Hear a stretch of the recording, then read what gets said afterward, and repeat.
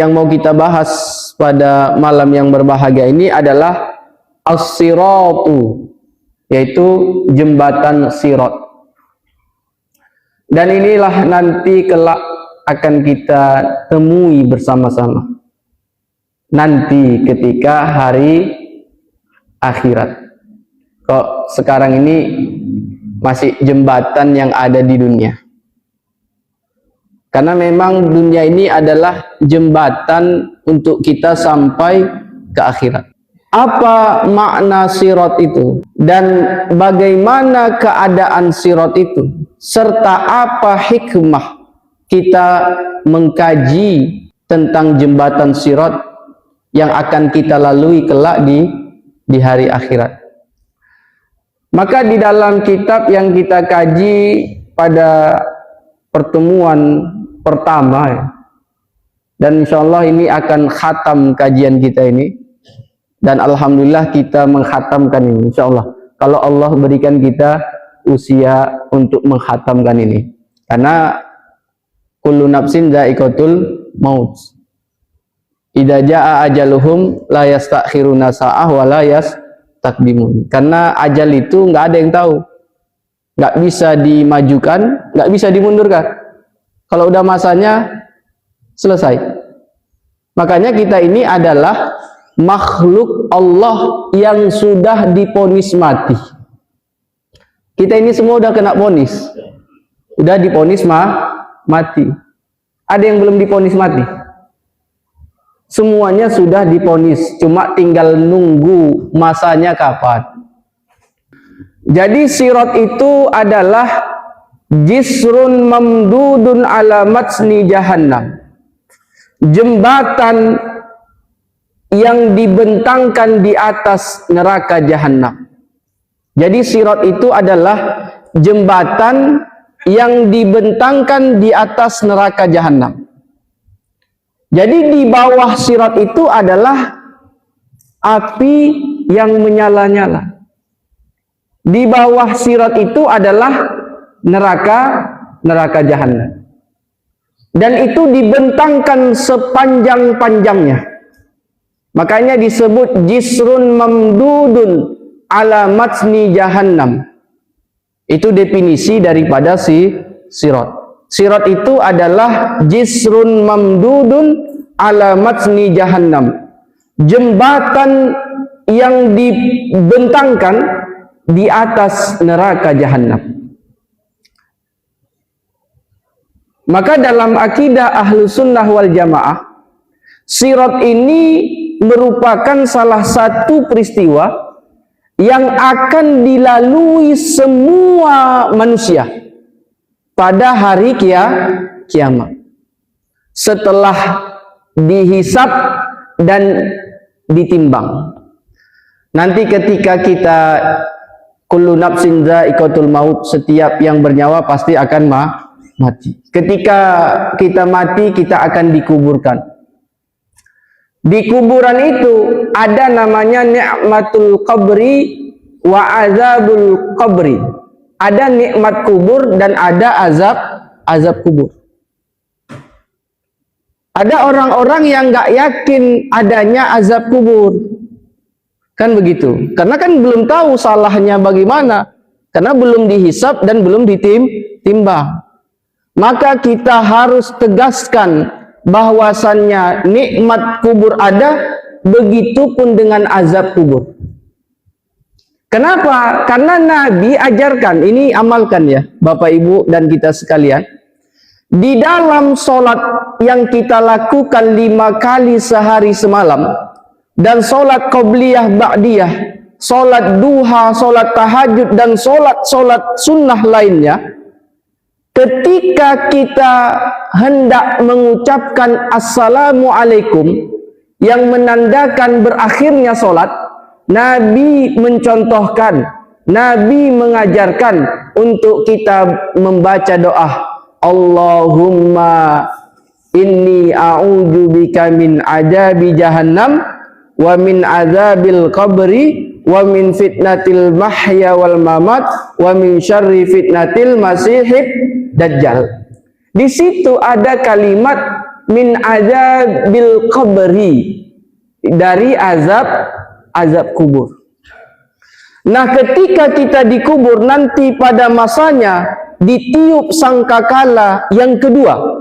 Yang pertama menghancurkan semua alam, dan yang kedua tiupan sangkakala itu membangkitkan orang-orang yang di dalam kuburnya. Ketika itu kita semua dikumpulkan di padang mahsyar. Disitulah nanti kita menunggu hisab kita. Dan setelah semuanya sudah dihitung, maka ditimbang. Ketika semuanya telah ditimbang, maka kita diperintahkan untuk melewati jembatan Sirat tadi itu. Ini wajib untuk kita iman. Tapi orang beriman nggak usah khawatir kali. Karena kalau kita bercerita tentang azab kubur, tentang di padang mahsyar dikumpulkan, kemudian dihisab, kemudian ditimbang, kemudian melewati sirat, nggak akan mampu kita. Nggak akan mampu. Nggak akan sanggup kita. Kecuali Allah menolong kita. Kecuali Allah menolong kita. Kita sudah bahas tentang di padang mahsyar bagaimana bahwasanya saking pedihnya kehidupan di padang mahsyar itu, saking beratnya berada di padang mahsyar itu, sampai-sampai orang-orang yang berada di situ, ya Allah, cepatlah masukkan aja kami ke dalam neraka jahanam, karena nggak sanggup kami di padang mahsyar. Dia mengira neraka jahanam itu dengan padang mahsyar itu lebih ngeri padang mahsyar. Dia nggak tahu bahwasanya di neraka jahanam itu jauh lebih pedih, jauh lebih ngeri dari di padang mahsyar. Itu di padang mahsyar. Kalau nggak Allah yang tolong kita, nggak bisa, nggak bisa. Ya, itu udah kita bahas. Jadi jembatan sirat itu adalah jisrun mamdudun ala matsni jahannam. Jembatan yang dibentangkan sepanjang-panjangnya di atas neraka jahannam. Lalu siapa yang akan datang ke situ? Maka disebutkan yariduhul awwalun wal akhirun. Yang akan mendatanginya adalah semua manusia yang diciptakan Allah. Kita ini semua minal awwalin wal akhirin, dari yang awal sampai yang akhir. Siapa yang awal itu? Dari mulai Nabi Adam alaihissalam sampai kepada umat Nabi Muhammad, kitalah itu orangnya. Dan semua akan melewati, termasuk para nabi juga lewat ke jembatan sirat tadi. Akan melewati. Jadi yariduhul awwalun wal akhirun. Dari Nabi Adam sampai umat Nabi Muhammad itu akan melewati jisrun mamdudun ala matni jahannam. Akan melewati jembatan sirat yang dibentangkan di atas neraka jahannam. Jadi semuanya akan melewati. Ay yamurru alaihi jami'un nas. Semua manusia akan lewat. Termasuk para nabi pun akan melewatinya. Jadi nabi itu juga lewat. Tapi nabi-nabi, orang-orang beriman, orang-orang yang soleh akan dibantu Allah untuk melewatinya. Jadi kita bisa nanti melewati jembatan sirat itu karena pertolongan Allah subhanahu wa ta'ala. Kalau nggak bisa berat. Nanti kita ceritakan bagaimana jembatan sirat itu. Jadi semua, dan enaknya umat Nabi Muhammad itu nanti yang terakhir datang tapi yang pertama masuk. Itu. Terakhir datang tapi nanti pertama masuk ke dalam surga yang Allah sediakan untuk orang-orang yang beriman kepada Allah subhanahu wa ta'ala. Tapi nanti wa kulluhum sakituna illal anbiya, semua orang ketika melewati jembatan Sirat itu sakituna, semuanya diam, illal anbiya, kecuali para nabi. Fayaqulun, mereka para nabi itu berkata, Allahumma sallim, Allahumma sallim. Jadi nabi-nabi itu semuanya berdoa kepada Allah. Kita diam, nggak sanggup lagi kita untuk bercakap, nggak sanggup lagi kita untuk berkata-kata, karena melihat jisrun mamdudun ala matni jahannam, ngerinya dan panjangnya jembatan Sirat itu. Dan semua nabi akan berdoa, Allahumma sallim, Allahumma sallim, ya Allah selamatkan aku, ya Allah selamatkan aku. Semua nabi berkata, selamatkan diriku, selamatkan aku, kecuali Nabi Muhammad sallallahu alaihi wasallam.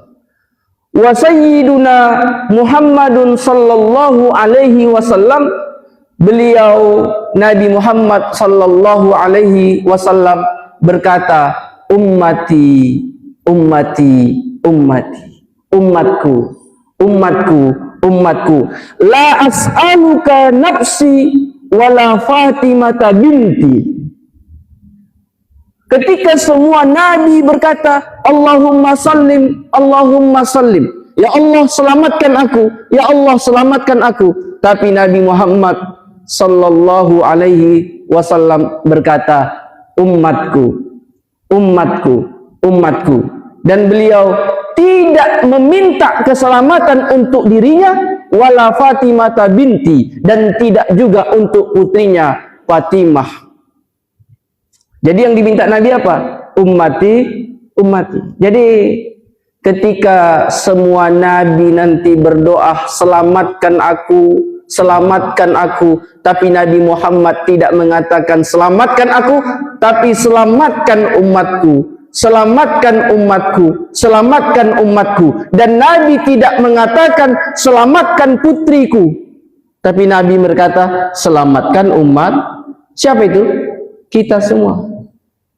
Makanya nggak ada alasan kita untuk tidak mencintai Nabi Sallallahu Alaihi Wasallam. Tidak ada alasan kita untuk tidak berselawat kepada Nabi Sallallahu Alaihi Wasallam. Ketika nanti semua sibuk dengan urusannya masing-masing, ketika semua datang kepada nabi-nabi, mereka mengatakan nafsi-nafsi masing-masing, aku juga punya kesibukan. Tapi Nabi mengatakan, sini datang kepadaku, sini datang kepadaku. Dan Nabi mendoakan, ummati, ummati, la as'aluka nafsi wala Fatimata binti. Nabi tidak meminta keselamatan untuk dirinya dan tidak pula untuk putri, tapi untuk kita. Dan sebenarnya Nabi udah mengatakan itu ketika beliau sedang sakaratul maut. Ketika Nabi dicabut nyawanya oleh malaikat maut. Innal mauta, kata Nabi, sesungguhnya kematian ini amat berat sakaratul mautnya. Maka kata malaikat maut, ya Rasulullah, ini udah kuringankan. Lah, lalu bagaimana dengan umatku?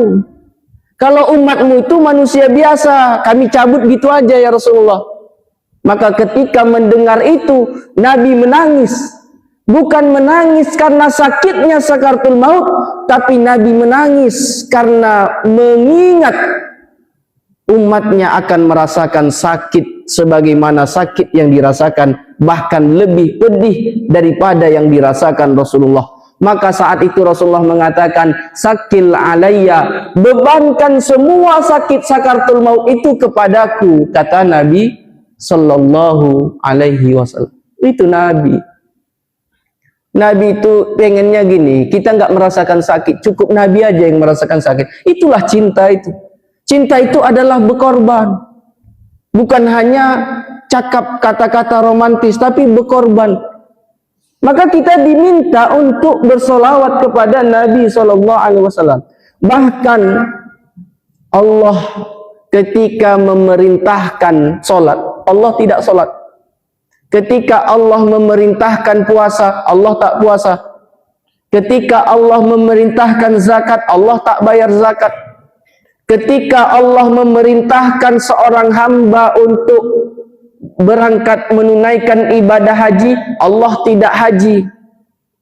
Tapi ketika Allah hendak memerintahkan untuk bersolawat kepada Nabi sallallahu alaihi wasallam, sebelum Allah menyuruh kita, Allah katakan, innallaha wa malaikatahu yusalluna 'alan nabi. Sesungguhnya Allah dan malaikat-malaikat bersolawat kepada Nabi sallallahu alaihi wasallam. Innallaha wa malaikatahu yusalluna 'alan nabi ya ayyuhalladzina amanu sallu alaihi wasallimu taslima. Barulah Allah memerintahkan, wahai orang-orang yang beriman, bersolawatlah kepada Nabi sallallahu alaihi wasallam. Ada lagi alasan kita enggak bersolawat kepada Nabi sallallahu alaihi wasallam? Allahumma sholli ala sayyidina, Allahumma sholli ala sayyidina Muhammad, Allahumma sholli ala sayyidina. Karena enggak ada yang mencintai kita kecuali Nabi. Suami kita, ibu, nanti ketika di akhirat mereka sibuk dengan urusannya masing-masing. Ibu pun sibuk dengan urusan masing-masing. Anak sibuk. Yauma yafirul mar'u min akhi. Pada hari itu nanti saudara lari dari saudaranya. Wa ummihi wa abih. Ibu lari dari anaknya, anak lari dari ibunya, ayah lari dari anaknya, anak lari dari ayahnya. Semua sibuk dengan urusannya masing-masing. Saking sibuknya nanti di hari akhirat, sampai ketika ditanya, ya Rasulullah, apakah tak malu ketika di akhirat itu tak memakai pakaian busana ya Rasulullah? Sampai ditanya, kan malu itu. Apa kata Nabi? Karena saking sibuknya nanti di hari akhirat, orang tidak lagi mementingkan rasa malu itu. Ya kita contoh aja, orang kalau kena gempa di gedung, orang itu keluar dari gedung itu, dari hotel itu tanpa pakai busana. Itu masih gempa. Banyak kan kejadian gitu? Keluar dari gedung karena gempa yang besar, goncangan yang kuat, akhirnya orang yang dari tempat tidurnya keluar dari gedung tanpa pakai busana. Ketika sudah aman baru sadar dia kalau dia tidak pakai baju. Itu masih di dunia. Bagaimana kelak nanti di akhirat? Saking sibuknya urusan itu, sampai dia tidak lagi mementingkan dia pakai baju atau tidak. Dan saat itulah nanti Rasulullah yang datang untuk menolong kita. Allahumma sholli ala sayyidina, Allahumma sholli ala sayyidina. Jadi mari kita memperbanyak salawat kepada Nabi. Mari kita benar-benar mengikuti sunnah-sunnah Nabi dalam kehidupan kita sehari-hari. Jadi dari Nabi Adam sampai Nabi Muhammad dan umat Nabi Muhammad itu akan melewati jisrun mamdudun ala matsni jahannam, yaitu sirat, jembatan sirat. Wa huwa sya'ratun min sya'ri hudbi sayyidina Malikin khazinil niran. Jembatan sirat itu seperti bulu mata malaikat Malik penjaga neraka. Itu menunjukkan betapa kecil dan halusnya sirat itu. Itu yang mau dilewati. Itu yang mau dilewati. Tuluhu salasatu alafi sanatin. Panjangnya sirat itu dalam satu riwayat disebutkan 3000 tahun perjalanan. Jembatan sirat itu panjangnya 3000 tahun perjalanan. 1000 tahun menurun, 1000 tahun menanjak, dan 1000 tahun datar. Yang mau dilewati itu adalah jembatan yang amat halus dan tipis, dan panjangnya itu 3000 tahun perjalanan. Satu hari di akhirat sama dengan 1000 tahun di dunia. Bayangkan itu. Berapa jauhnya perjalanan kita untuk menuju sirat selesai tadi itu. Berapa? 3000 tahun perjalanan. 1000 tahun menanjak, 1000 tahun menurun, dan 1000 tahun perjalanan datar. Bisa kira-kira? Bisa Bapak? Ibu, bisa kita lewati itu? Nggak akan bisa kita lewati kecuali pertolongan Allah Subhanahu wa Ta'ala. Nggak bisa. Dan para nabi pun tidak bisa lewat kecuali karena pertolongan Allah. Tergantung dengan amal kita lah. Dan di dalam riwayat yang lain disebutkan bahwasannya tuluhu 15 alfi sanatin, 15.000 tahun perjalanan. Tadi 3.000 tahun perjalanan, dalam satu riwayat 15.000 tahun perjalanan.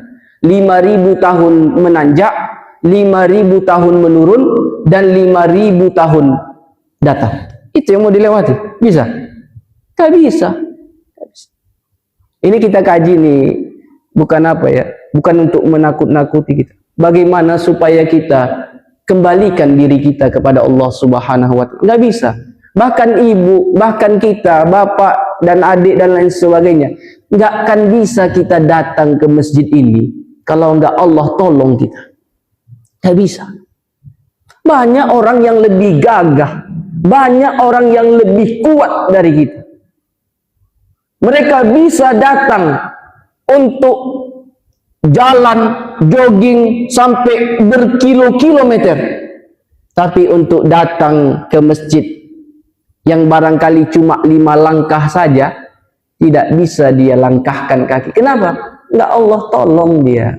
Nggak Allah kasih hidayah. Maka bersyukur kita ketika Allah memberikan kita itu hidayah. Sehingga bisa kita jalan untuk menuju Baitullah, rumah Allah. Yaitu masjid. Dan sirat itu wa huwa araqqu minas sya'rati wa ahaddu minas sayfi. Sirat itu lebih halus daripada rambut dan lebih tajam daripada pedang. Sirat itu lebih halus daripada rambut, lebih tajam daripada pedang. Ini makin parah lagi. Perjalanan 3.000 tahun yang dilewati itu lebih halus dari rambut, lebih tajam dari pedang. Bisa kira-kira? Ini lebar selebar-lebarnya lebar. Nah, itu kita bilang. Lebar selebar-lebarnya lebar jembatan sirat itu. Kalau perjalanan 3.000 tahun menanjak, menurun dan datar, itu pun nggak sampai kita. Itu ya, nggak sampai gitu. Jadi jembatan sirat ini itu untuk menunjukkan betapa begitulah nanti balasan.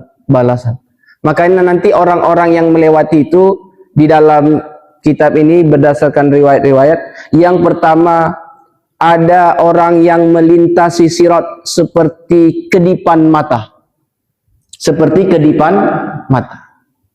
Ketika Nabi Sulaiman meminta kepada jin-jin itu agar memindahkan singgasana Ratu Bilqis, jin yang tidak beriman itu mengatakan, akan pindah singgasana itu ke tempatmu sebelum engkau berdiri. Tapi jin muslim mengatakan, akan kupindahkan singgasana itu sebelum engkau mengedipkan mata. Nanti ada orang yang melewati jembatan sirat itu seperti kedipan mata cepatnya. Nah itu untung-untung kita lah kan. Amin ya rabbal alamin. Ada yang seperti kilat. Ada yang seperti angin kencang. ada yang seperti burung terbang, ada yang seperti kuda yang berlari cepat, ada yang seperti berjalan kaki, ada yang seperti merangkak jalannya. Bayangkan, bisa itu. Jadi makanya sulit sekali kalau kita mengkaji ini. Kalau tidak dengan pertolongan Allah, nggak akan bisa kita melewati jembatan sirat.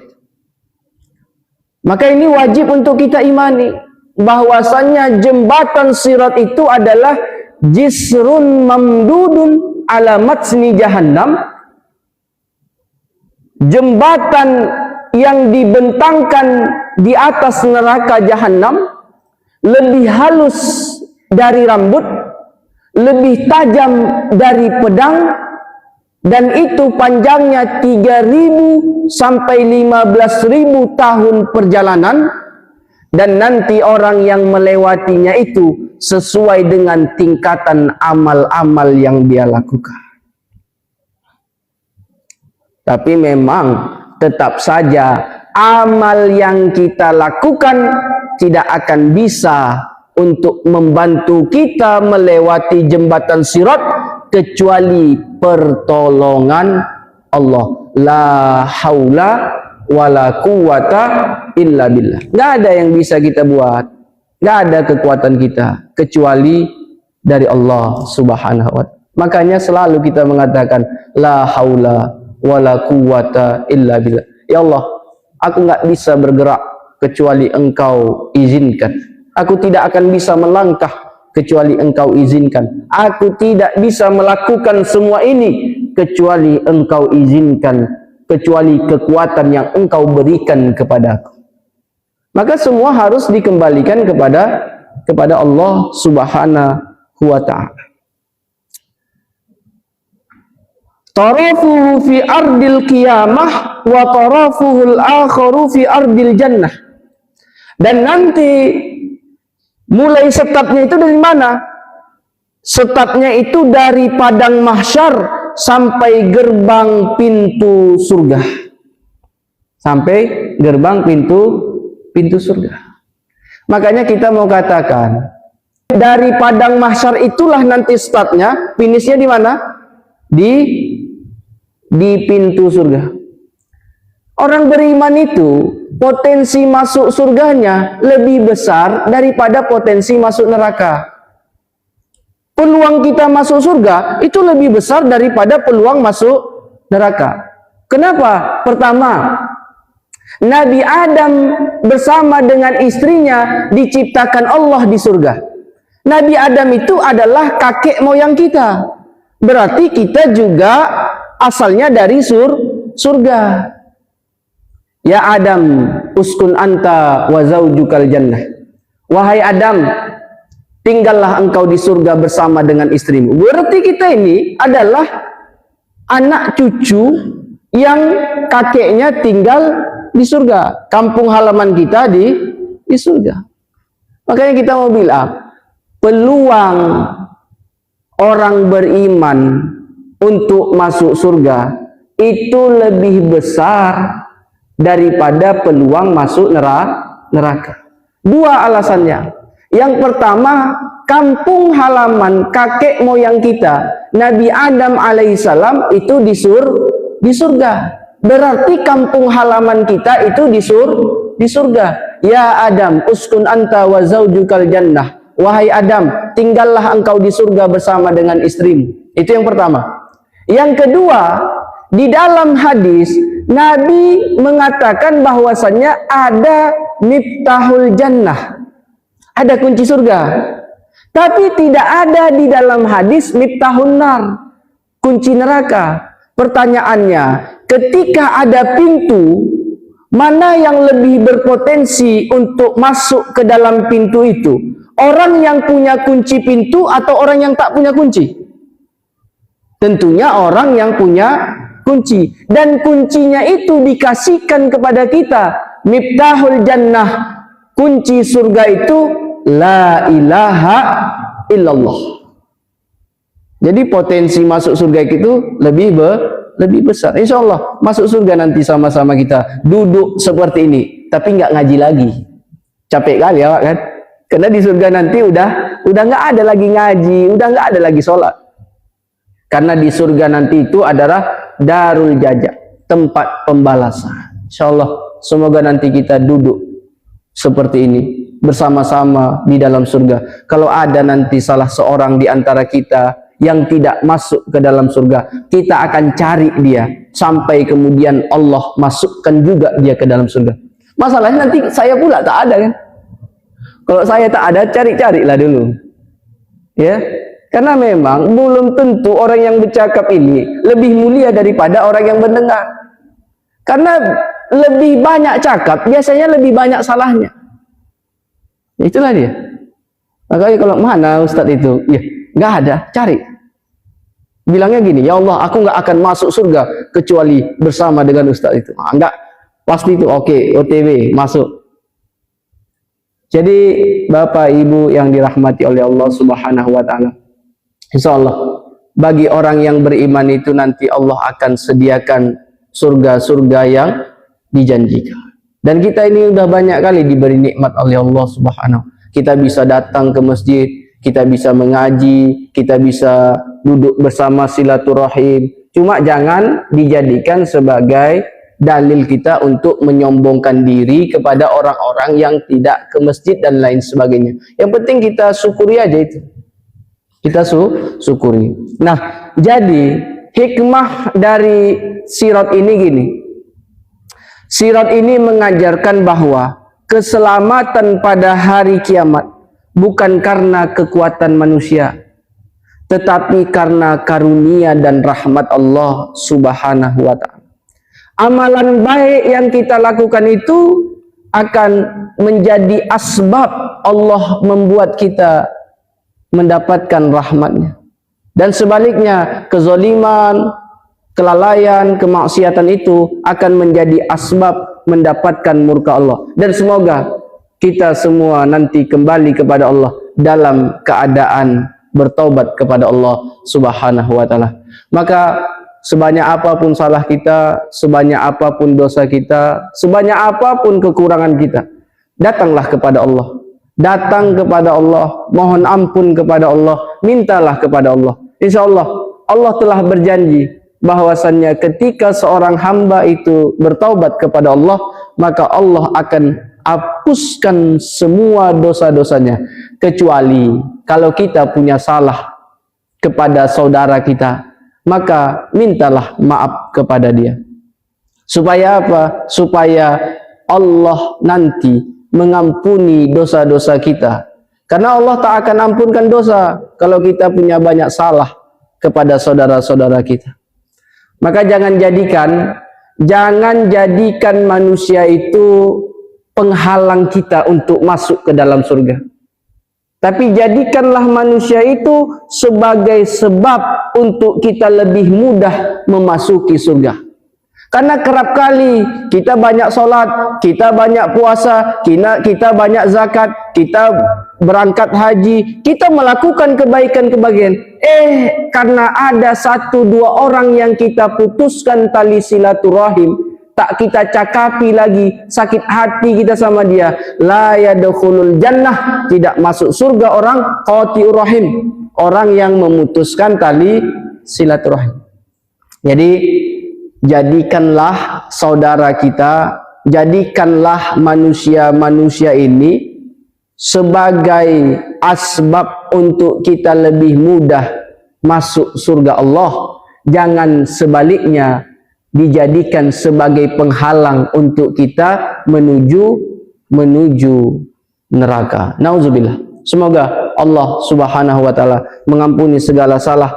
Dan yang terakhir, sirat ini mengajarkan sesulit apapun perjalanan kita, percayalah selama itu di jalan Allah, selama itu di jalan kebaikan, maka ujungnya adalah surga yang Allah janjikan. Sebagaimana dari setatnya padang mahsyar, ujungnya adalah surga.